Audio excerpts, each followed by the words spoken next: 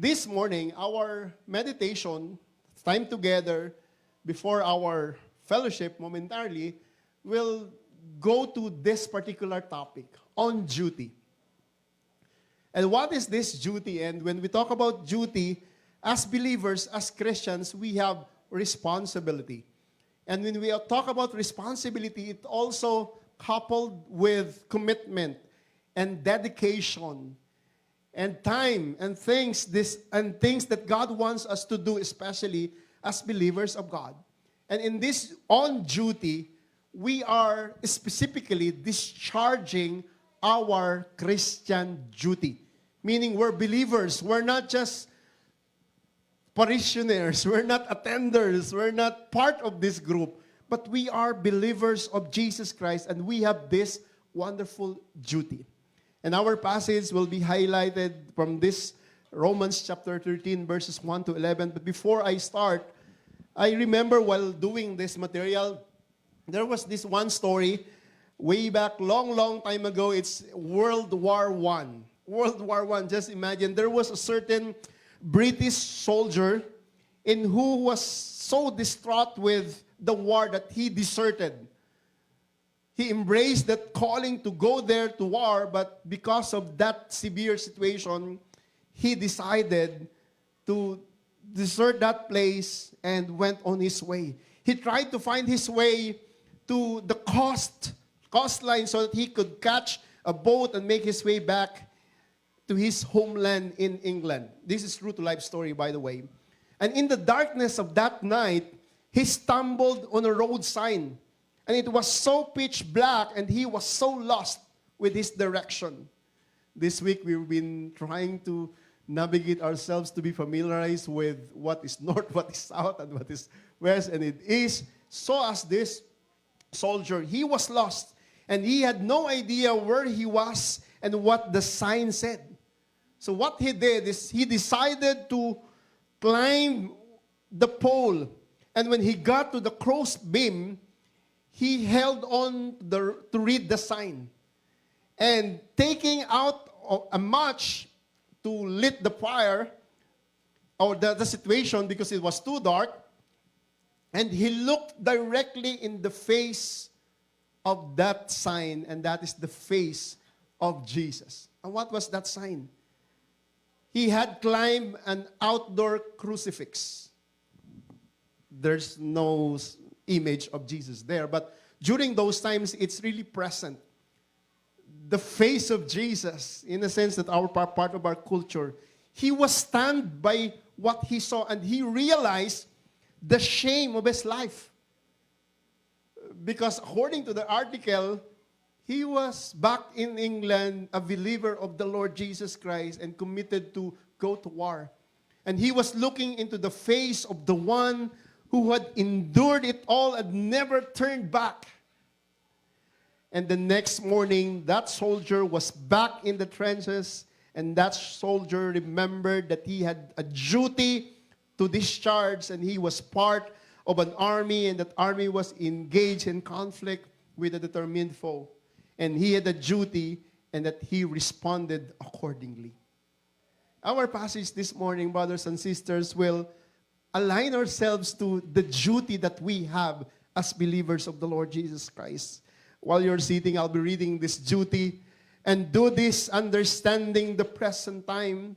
Verse 11, the hour has already come for you to wake up from your slumber, because our salvation is nearer now and when we first believed. The night is clear. The night is nearly over, and the day is almost here. So let us put aside the deeds of darkness and put on the armor of light.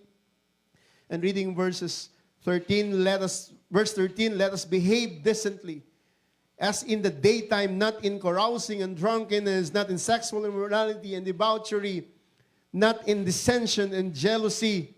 Verses 14, rather clothe yourself with the Lord Jesus Christ, and do not think about how to gratify the desires of the flesh. Let's bow our heads momentarily. Lord, thank you for the duty that you have put into our shoulders. Thank you for dying on the cross of Calvary, not just for us to be saved, But while we are waiting for your coming, that we can discharge the duty that you have entrusted into our care. Hallelujah. We've been talking about different perspective, different situation, and how different we are in front of this world, especially within this world. Hallelujah. And we believe that this task is not easy. But praise God. Hallelujah. We are here so that we will be able to just grasp, Lord, your will upon each and every one of us, so that the duty that is upon us will be come to a point wherein we will apply it in such a way, not according to our strength, but according to the favor and strength and power available to each and every one of us through the Holy Spirit. Hallelujah. In Jesus' name, be lifted up. Amen. Amen. You know what? This duty, especially the soldier, Paul himself takes this place of a commanding officer. When we read this passage, especially from these 11 verses, 11, 13, 12, 13, and 14, these 4 verses allow us to position ourselves that somebody is talking to us. Somebody is navigating himself from the authority of Jesus to the believers. And Paul calls the true believer to remember his duty before the Lord. Hallelujah. Tap your seatmate and say, you have a duty. Amen. Just like the soldier in World War I, every individual this morning, every individual has a duty, and a duty which I am sometimes not so confident or ashamed to say that we are not discharging very well. I'm including myself. So when I use the word we in plural form, every one of us at one point, one level, one way or another, we failed to discharge the duty that God has entrusted to us. Sometimes, or many of us are like this poor soldier trying to a wall. A wall is, what do you mean by a wall? Absent without official leave. A wall. Oh, and have become deserters from the battle. And this morning, brothers and sisters, I would like, from the authority of the Scripture, this passage, for us to remind each one of us that when we got saved, when we received salvation, we're not just different, but we have, hallelujah, we are enlisted in the greatest battle that has ever been waged, and the battle is still raging. Hallelujah. We've been preaching that Jesus will not come back again to preach the good news so that others will be saved, but He will use us. And the way we use ourselves, when we engage ourselves to this duty and this thing, especially, it's really a battle. Because how come you encourage others and you are suffering as well? How come you tap other soldiers and say, other shoulders and say, you can do it, and you yourselves are experiencing the same problem? Hallelujah. I can still remember some moments wherein I was grieving, and then grieving my first wife, and then my pastor would say, Pastor, are you good? Yeah, I'm good. Why? Because we're about to, somebody's grievings, one of our members died, and they wanted to have a service. Okay, let's go there. While early in the morning, prior to that, I was really crying. Lord, why is it? Why is it? I miss this moment, during those times. And in the evening, I was encouraging other people. And that's the normal duty that we have as Christians. And I'm not saying that because I'm a pastor, I'm like that. No, every one of us has duty. I mean, it's hard for us, especially when we worship the Lord, when we express our Christianity, worship the Lord, and raise our hands. In us, we're crying from the inside. That's hard. It's still, we have this battle that is still raging, and there are a few of troops, literally, who have stayed in the trenches, and the rest have wandered off. And that's our Christian reality, to do their own thing. And this passage, brothers and sisters, is a call for every one of us to get back in the thick of battle. And everyone in this room, including myself, who claims to have a relationship with Jesus, has a duty before God. And today, with His help, brothers and sisters, with His help, we always say this. I want to point out this matter on duty, discharging our duty. And from this passage, I'll be explaining 3 principles, things that God will put into our shoulders, and the reflection of this duty. You have a duty, I have a duty, and what should be done in response to this duty that we have. Amen. First is because we have a duty, the first thing that we will do is to wake up. Amen. Wake up. It's obvious in verse 11 when we say wake up. It's not just to be, Christianity is not being passive.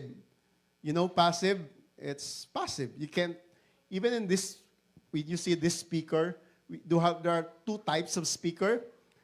Speaker that has like amplifier inside, and also a speaker with no amplifier or things that would amplify himself or that particular itself. Amplifier that has a speaker only. So that amplifier with speaker only is just a speaker, no amplifier. So we call it passive speaker. But a speaker with an amplifier, it's an active speaker. Meaning this speaker is dependent to an amplifier, to this one. So this won't work without this. What I'm saying is, as believers, as brothers and sisters in Christ, as Christians, we are not passive speakers or passive believers. Meaning, in a sense, we're not just dependent to somebody else so that the whole world will do its thing, especially to be shared upon. I'm talking about world evangelization. I'm talking about reaching the community. So meaning, God is putting into our shoulders to wake up and not to be passive individuals. Passive is I don't care about what's happening around us. I know that I'm a Christian. The first challenge, because we have this duty, is for us to wake up. Hallelujah, hallelujah. I still experienced back then in the Philippines, wherein there were moments because it's air-conditioned. It's air-conditioned. Back in the Philippines, there were situations as well that some of the believers are sleeping while preaching. Because there's the comfort of air condition. I think but praise God it's not here because the warm and, what I'm saying is, sometimes though it's physical, but there's also spiritual sleeping. That we have a portion that we need to wake up. And look at this passage, verse 11. It's so interesting that we have a duty of the time. Just recognize the time and do this, understanding the present time. And Paul was speaking directly to these believers that they have to understand what the time really is. And the time refers to a season of time. And this whole verse has to do with, for sure, the return of the Lord. And if we're waiting to the return of the Lord, let us maximize this. Don't sleep, but let us do our tasks, wake up. And the idea is that the believer is to keep his eyes on the changing world around him and understand that the coming of the Lord Jesus Christ is near. It's really near. Look at this word. The hour has already come for you to wake up from slumber. It's literal. Slumber meaning being idle, not doing anything. In the context of chapter 13 of Romans, there were believers, part of the persecution and part of the Roman control of the Roman emperor during those times. These believers became idle. And they're not really submitting to the government officials because they were hers. They were persecuting the Christians. And in the previous verses, especially from this chapter, Paul commanded them to submit to the authorities. And here comes another elaboration of the passage. Meaning, though people are, especially the authorities, are persecuting you, and sometimes you have to just be idle so that you'll not be obvious to the society, But don't be slumber when it comes to your Christianity. Wake up. Are you following? Because our salvation is nearer now than we first believed. I mean, Paul was telling them that salvation is nearer than we believe. And as we know that when we understand salvation, when we understand the way we receive the Lord Jesus Christ, it's an understanding of who we are in front of God.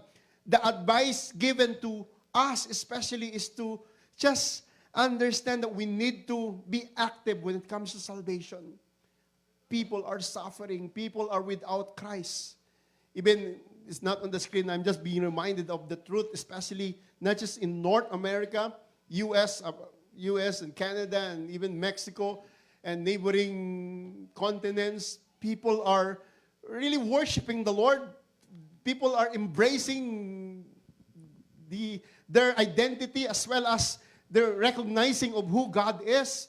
But during, let's position ourselves to 20 years back compared to this generation. And if you understand this realization then, there were more freedoms then than today. Or probably you can expect something that's different perspective. There were no freedom then than today we have freedom. But regardless of the statistics, especially when it comes to salvation, we need to be able to just share the gospel of the Lord Jesus and not just to be idle.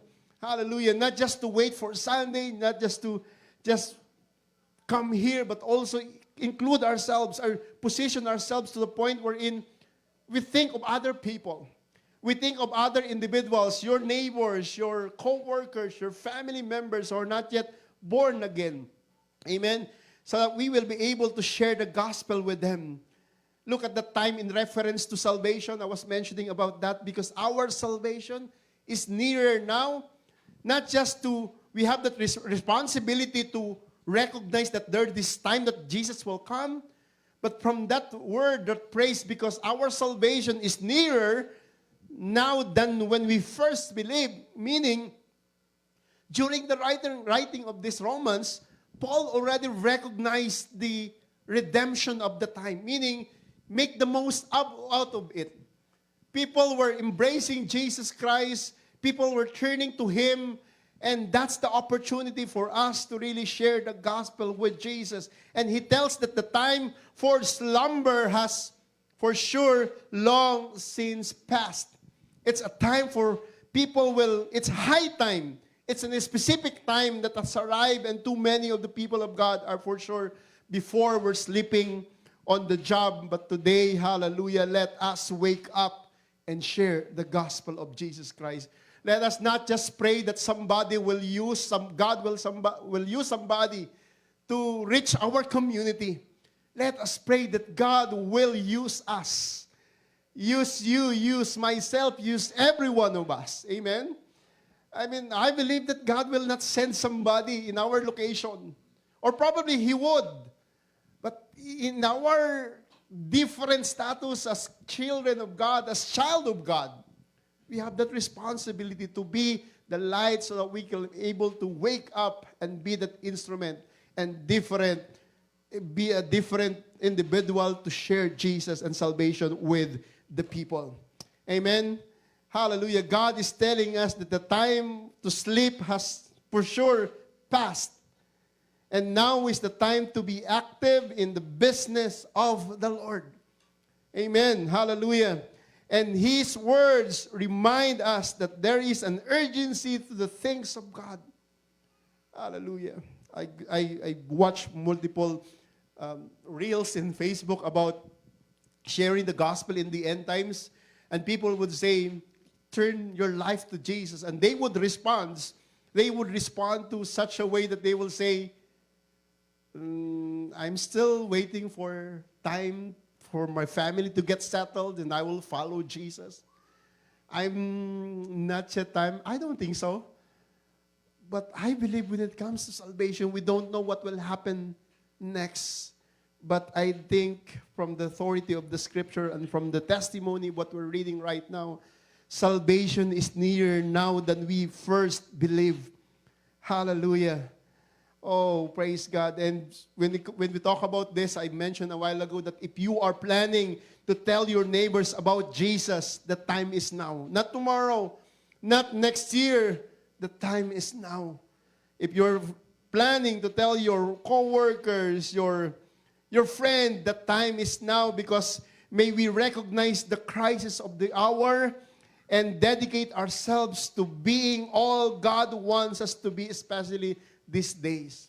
Amen. Hallelujah, hallelujah. Because at the end of the day, Satan knows that his time is about to end. Is short, and he is pulling out all the things to stop the evangelization or the salvation of everyone. And for sure, very soon, darkness of sin has fallen over this world like a veil will be lifted. But when we do our part, hallelujah, the day when Jesus himself will rule and his righteousness and glory. And if that times happen, hallelujah, we are imagining ourselves, all of our family members come to Jesus Christ and salvation is there. Hallelujah. Let's wake up, brothers and sisters. Don't sleep, don't be slumber. Be active, don't be passive. Have that opportunity to share Jesus with others, especially with your family and with your members. Amen. Hallelujah. With your loved ones. And if you're thinking of your family members not with you right now physically, you can also message them. Share them the gospel of the Lord Jesus Christ. Share them that Jesus loves them, that God loves them.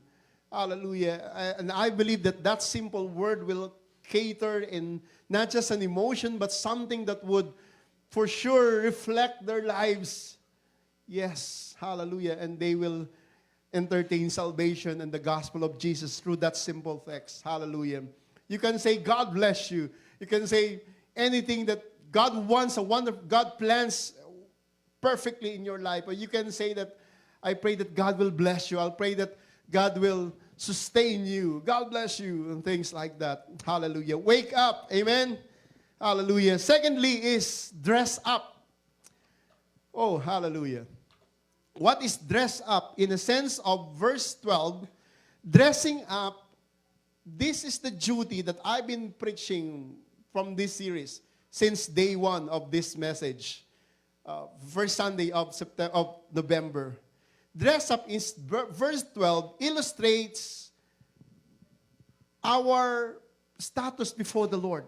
The night is nearly over, the day is almost here, so let us, look at the transition. Paul recognizing the time and redeeming the time. You imagine that use of figure of speech describing the time, night and day. That's describing the reality of time, of salvation. So while this time is here right now and it's kind of different, not just recognizing and redeeming the time, let us dress up, put aside. Meaning, if your old life, you have this, as believers, as different Christian, you have to put aside deeds of darkness. Hallelujah. We were in darkness before. It was mentioned in his words, especially in the book of Ephesians, describing our old life to a new life, darkness and light. We were this before. We were in darkness and God showed his life to us. And when we accepted Jesus Christ, we are now in light. We are living in light. So in the reference of this, there were tendencies that these Christians, Roman Christians, during the time of persecution and the rule of Roman Empire, that it's okay for us to compromise. It's okay for us not to be serious and not to be active with our faith or our Christian faith. And Paul encouraged them to put aside the deeds of darkness, meaning it's just not just dressing up, but you put aside, meaning you just get off of what's inside, what's darkness, and put aside and put on. I like this passage, put aside and put on. I mean, look at that garment of darkness and garment of night. It's just an elaboration of figuratively expressing our old life, night and light. We were this before. We were that before. He was vivid imaginary. It's a vivid imaginary that a man is waking up in the morning and throwing off all that is associated with what's in the night. That's our old life. Hallelujah. I won't be specific with that old life because all of us, that's his own old life. That's our old lifestyle. That's our old thing. And the idea here is he throws off the bedclothes, removes nightwear, and he dressed for the day. Imagine, because you don't go to school with your pajama.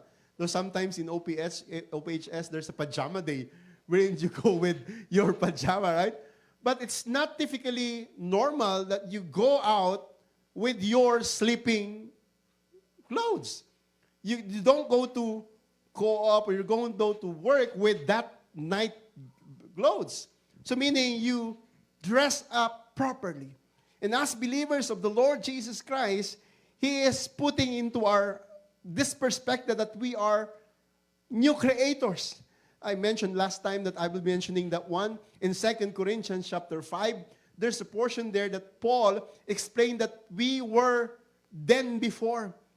The old has gone and the new has come. Meaning we will not dress with the same principle, with the same attitude, with the same lifestyle when we come to Jesus Christ or when we receive Jesus Christ into our lives. Though we do have struggles, I'm not talking about perfection. I'm talking about putting on the right dress, the right attitude, the right application of what we receive, the salvation that we have in God. Amen. Hallelujah. Put aside the deeds of darkness and put on the armor of light. Hallelujah. That light is just a reminder of cast off. In the original, the word put aside means cast off. Throw it away. When you are baptized in water, the meaning of baptism of water is that when you immerse that water, it symbolizes your old life, and when you are taken away out of the water, that means your old life. That means your new life, That's your new life. From old life to new life. It's spiritually speaking, but when it comes to our own literal understanding of that thing, we are now dressing up the righteousness of Jesus Christ. New life in Christ. Hallelujah. And the man rising from sleep, throwing up the bed covers and his night clothes and getting himself dressed for the day. That's literally what God is speaking, especially this put on the armor of light. Hallelujah. For us, the imagery is perfect. It speaks of the believer forever laying aside the ways of the old life. Hallelujah. We don't need to just put on the things that write our old life. One sheet of paper is not enough to elaborate our old life. Hallelujah.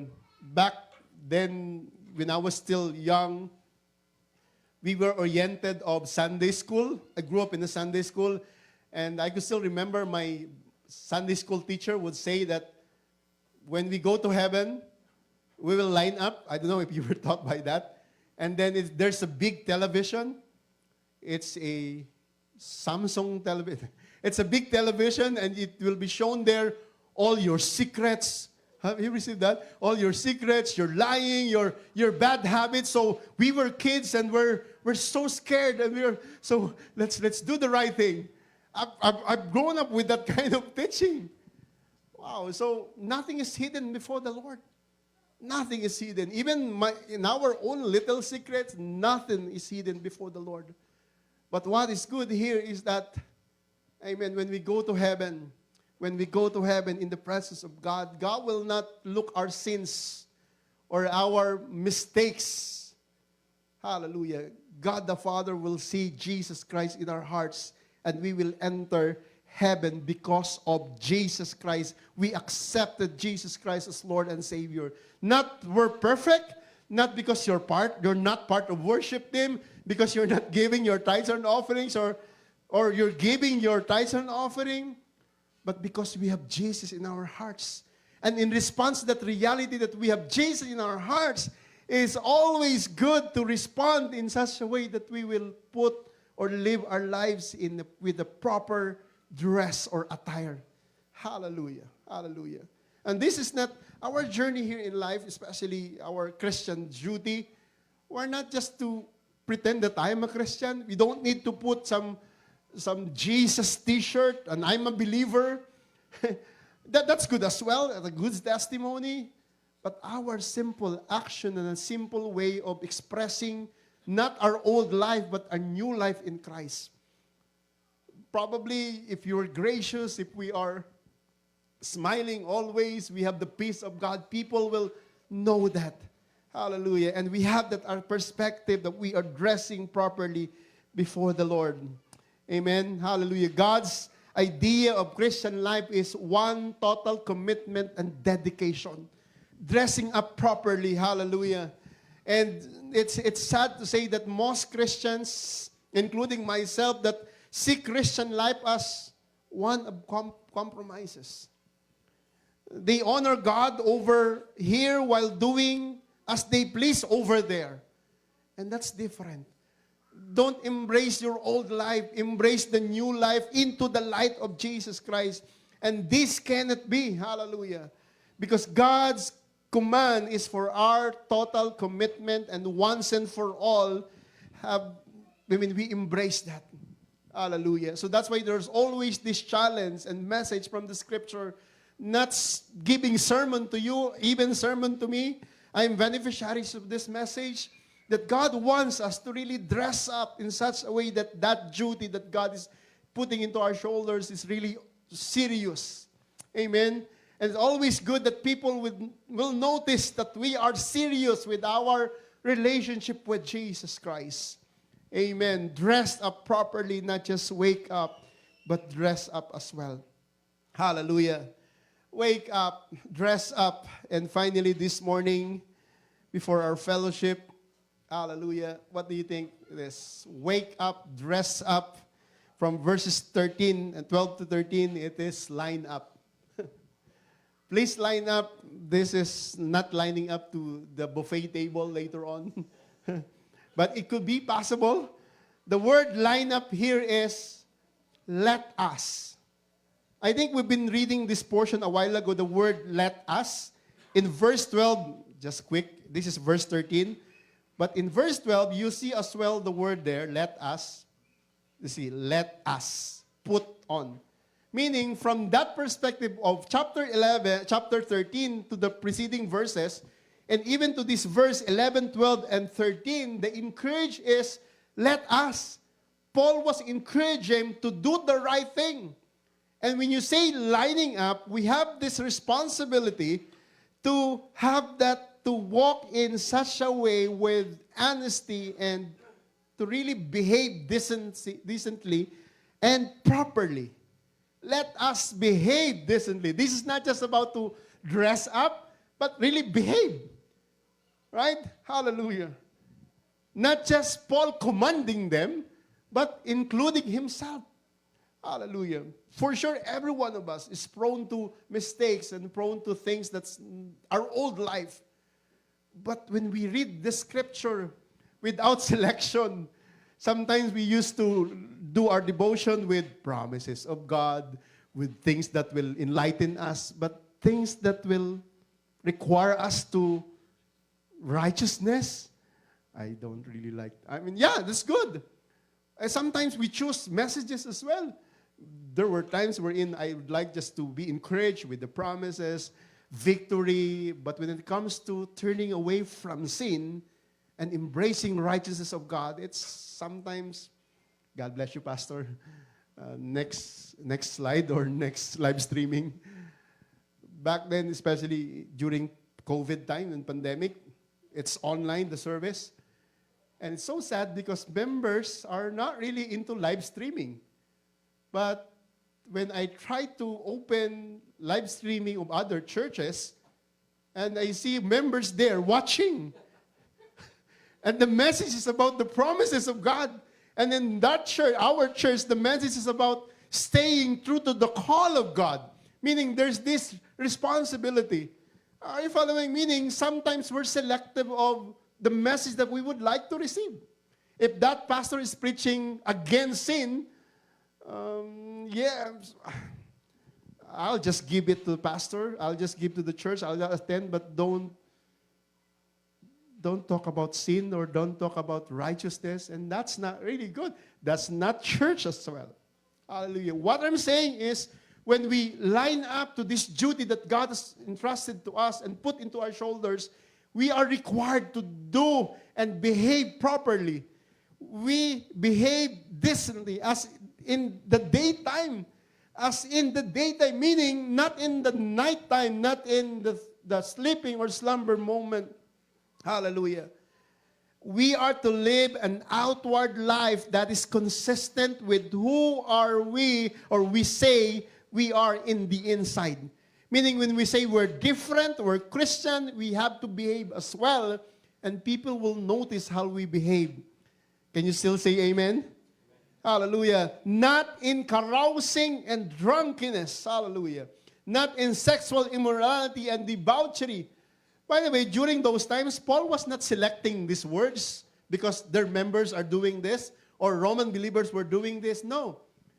These words are identical to the community of Roman Christians during those times.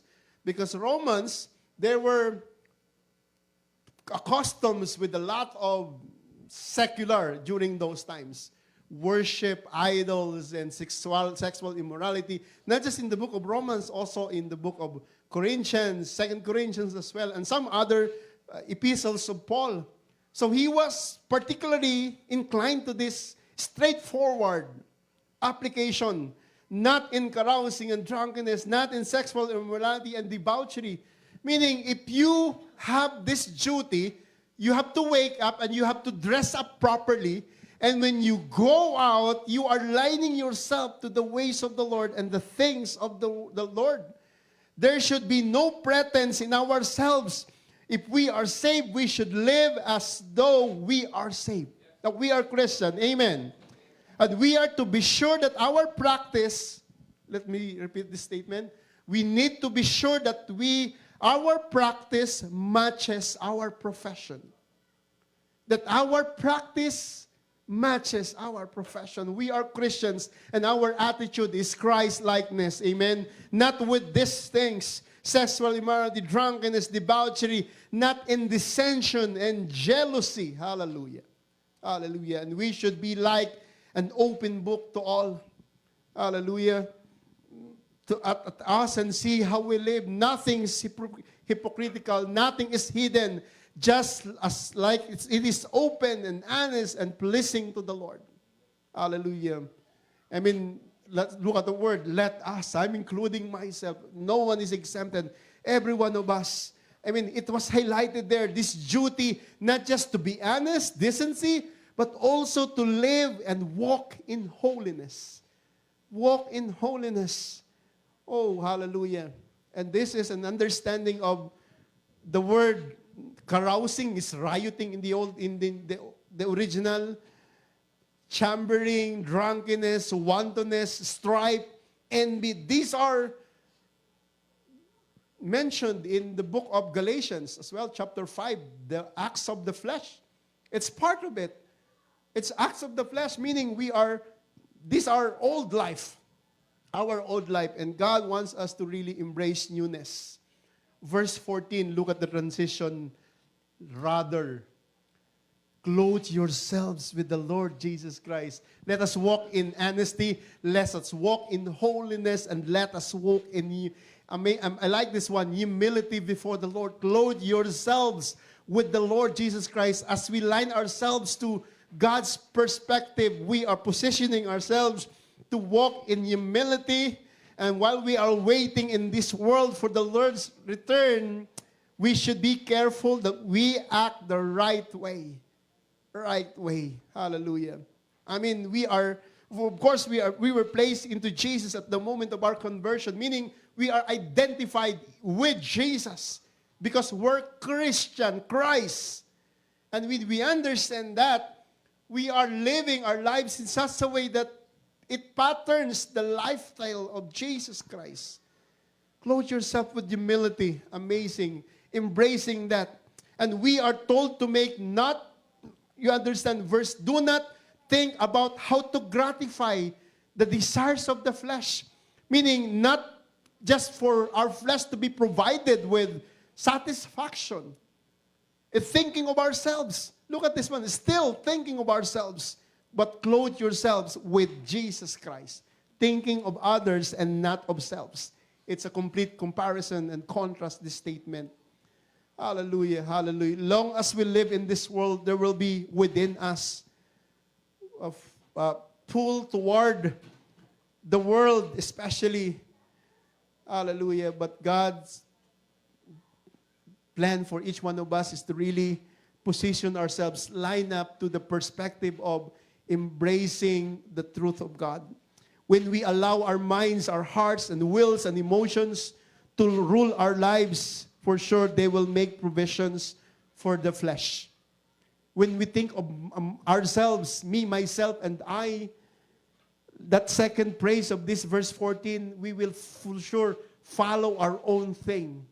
But when we try and embrace and cause ourselves to be consumed by what the Lord Jesus has done and Jesus Christ Himself, that we will also for sure embrace Him. Hallelujah. Last Saturday, not yesterday, last Saturday, we had a wonderful meeting with the leaders. And one of the details that we will be doing with their suggestions is this coming 2026 Good Friday celebration. There will be 7 speakers again who will be sharing God's Word with us especially. And one of the highlights there of that celebration, the Good Friday, is that there's these normal, regular activities during Good Friday or Holy Week. People are serious when it comes to Holy Week.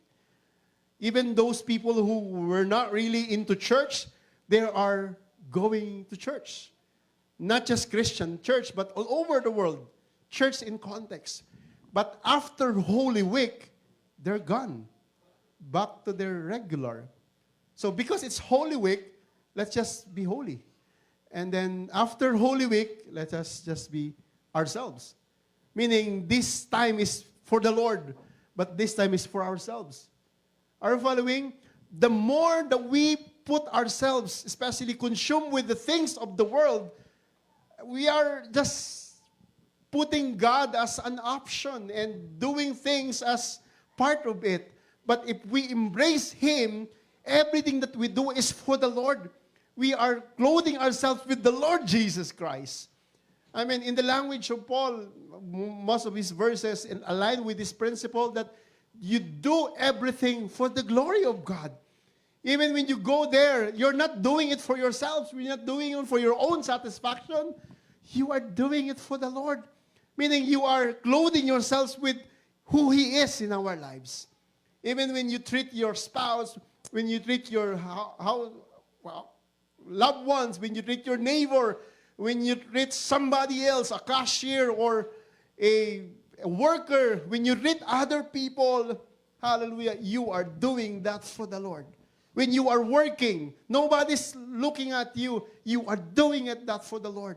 Not for yourselves only. I'm here because of dollars. I'm here because of salary. I'm here because of this and that. And if we continue to be motivated by that, we will get tired. But if we are motivated with that humility, embracing Jesus Christ in our lives, that we will try ourselves and position ourselves and cause ourselves to live as Jesus lived differently. Hallelujah. We will always give Him the glory in everything that we do. Amen. The whole idea is that we are to control our mind, our will, and our intellect, and our plan as well, our emotions, so that they are under the power of the Spirit of God and not just us. And we are to give no thought of or to the desires of the flesh. And sometimes it really sounds tough. Pastor, that's heavy. But that's the time that God is giving us, especially the passage, recognizing and redeeming the time. But the Spirit of the Lord for us, for sure, is able to give us victory in this struggle and this warfare and this battle. Amen? As we line up before Him. Wake up, dress up, and line up, brothers and sisters. As we end this message, we have for sure the duty for Him. We have the duty to the Savior, to our Lord Jesus Christ, that we have that right to live right and to live and serve Him faithfully until He calls our name home. And it is our duty that all of us redeemed and saved to be as Christ called us. Hallelujah. Question, are we fulfilling that duty? I'm not to represent yourself before the Lord. We can for sure answer that by our own, and that's a challenge for us. We have a duty as well to our brothers and sisters. Not just to Jesus, but to our brothers and sisters, and this duty to carry out our responsibility, especially to the church setting. And we are joined this church we have this duty of supporting not just the work of the Lord, but supporting one another. Hallelujah. And doing the things. Maybe before we were just passive believers, just come and then go, and then come and go, come, worship, offering, say amen to the preaching and go. But now we have this opportunity to be active. And praise God, we appreciate your generosity, your service. Last year, people are not serving the Lord this time. But this year, you are all serving. Hallelujah. And if you're willing to serve this coming year, just approach us. We need volunteers in the ministry of the children. Amen. We need volunteers in the ministry of the worship, ushering as well. And a lot of time wherein we can also, if you like to participate in the audio and media ministry, holding the computer and facilitating there, you can be part of it. Hallelujah. Because we're not just passive, we have the duty. Not just because we're members of this church, but we have the duty to really maximize and be active of the service for the Lord. Amen. Hallelujah. And lastly, we have the duty for the lost world, the lost, especially those people, unsaved individuals, to tell the lost and the dying world about Jesus Christ. We have this duty, hallelujah. And make that every opportunity and grab that so that people will know Jesus through us, hallelujah. And that's again tough, but again, when we express this duty as we end this service, it's not an obligation. That's something that somebody is obliged to do for moral or legal or righteous reasons. But a sense of duty to the will of God is sometimes missing. But when we do this, hallelujah, for sure, we are putting smile on the face of Jesus. And when we do that, He will be lifted up in everything that we will be doing. Amen. This is different, brothers and sisters. Let's bow our heads momentarily. God, thank you for this opportunity. Though we've been bombarded with this message since the start of this series, but Lord, this is your will. This is your purpose upon each and every one of us. That we will not just be casual, normal Christian, identified from this church, but Lord, we are devoted, committed, hallelujah, believers of you, active participants, not spectators, not just recipient, but also vessel, so we can also share the gospel with others. Maybe before we're not just doing our thing, or we're just doing our thing, but Lord, upon understanding that we are different, that you've chosen us in such a way that we will be used for your glory, regardless of our past. What matters most is who do we serve, Lord God, and the gospel that we receive, and the grace that we always rely unto for our strength when we do for your glory. Hallelujah. Lord, I pray that as we continue with our lives, with our Christianity, with the duty that is on hand upon our soldiers, Lord, we pray that we will not just be part of that shoulders in our shoulders that not doing your task. We pray that we will always do your will And as we wake up and dress up and line up to your cause, hallelujah, the people will come to know Jesus. Hallelujah. Oh God, we would never imagine if all of us here do our task. Every one of us here share the gospel of Jesus to others, to the community, to the lost world, to our families. Hallelujah. This place will be, Lord, consumed by individuals and souls who will worship you in spirit and in truth. Hallelujah. Lord, if there are moments or as we listen to your words, not just this Sunday, but even in the previous messages, and you put into our shoulders, Lord, and into our hearts that motivation to respond, Lord, whatever it is, maybe doing our lives and making us vessel to the community. Maybe you are encouraging each one of us to be active in the ministry, to participate, maybe sharing the gospel with others, or maybe encouraging somebody, or maybe helping somebody, Lord God.